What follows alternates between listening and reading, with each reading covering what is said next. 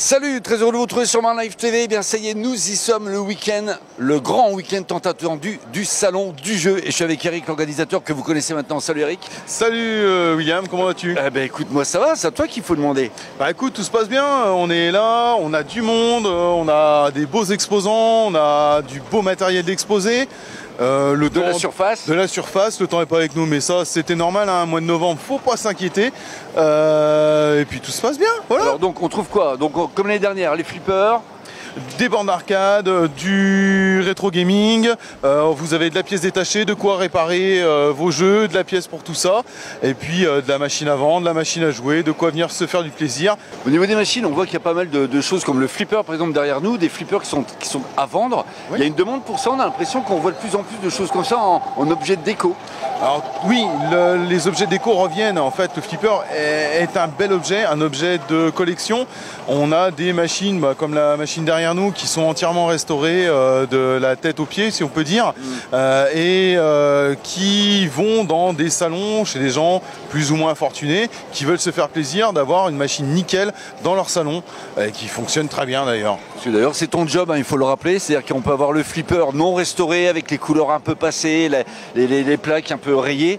Toi, tu peux refaire de A à Z le flipper. Ah là, oui, c'est notre casquette. Hein. Ici, moi, je présente comme le vice-président de l'association qui organise le salon. Ouais. Mais en parallèle de tout ça, évidemment, je suis aussi le patron d'une société qui répare les jeux et qui fait de la restauration totale de flippers de A à Z. Alors pourquoi le seul producteur, constructeur français, ça se fait pas en France?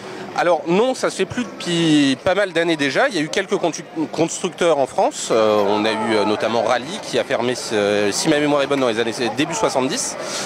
Et pendant un temps, le plus gros producteur mondial, Stern, s'est retrouvé en situation de monopole. Et depuis la fin des années 2000, on assiste à un regain du flipper.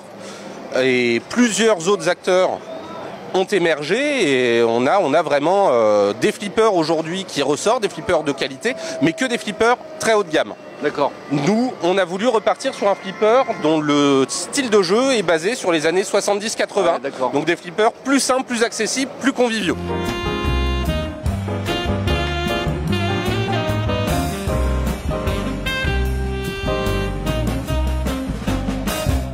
Alors les toutes premières, c'était au début 1900. Ma plus vieille, elle est de 1898, on va dire. Et jusque dans les années 37, la France a énormément construit de machines à sous qu'on pouvait retrouver dans les cafés ou sur les stands forains. Et ça, en 1937, l'État français a interdit tous ces jeux-là et ils ont été détruits. Et ils ont complètement disparu de la circulation, ouais. Et c'est ce que je recherche.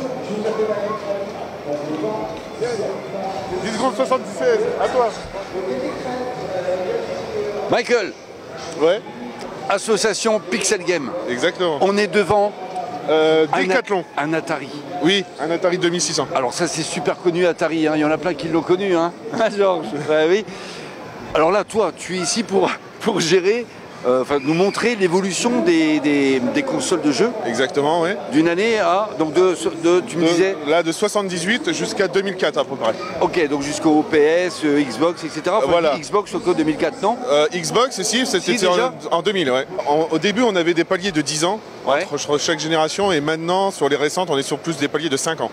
Il y en a une qui sort plus que les autres? Vraiment? Par rapport aux consoles, en fait, tout dépend. Si on est puriste, c'est la Dreamcast qui s'en sort beaucoup mieux par rapport à l'ensemble des machines, parce qu'elle a proposé quelque chose de vraiment top au niveau graphisme et gameplay. Après, sinon, on est plus sur la PlayStation, qui est une des consoles la plus connue au niveau marque. Il y a des gens qui veulent acheter des vieilles consoles, qui restent encore sur de l'ancien.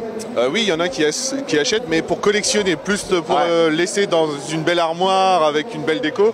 Et nous, c'est l'inverse. On essaye de les rechercher pour les sortir et les remettre dans les mains. Voilà, de remettre la manette à la main. Quand tu n'allais pas à l'école, qu'est-ce que tu faisais? Je n'ai fait que l'école, moi, aucun jeu. Non, moi j'ai des grands souvenirs des premières consoles. Moi j'avais une console Philips, les Atari, etc. Puis maintenant je suis passé comme tout le monde à PlayStation. Puis maintenant c'est du jeu en ligne. Je suis un gamer, moi, j'en suis un. Ah ben c'est bien. Allez, dis-moi, avant de partir, pour regarder la vidéo, on fait comment? Alors on se connecte sur Marne Live TV, sur Facebook ou sur YouTube. Et puis le reportage sera d'ici quelques jours, hein, Georges, pour le montage. Oui. Marne Live TV. 1 milliard de vues, c'est le pari que je te lance, d'accord? On les atteindra dès demain. Allez, amusez-vous comme nous. Ciao. J'ai l'air faux ou pas? Non.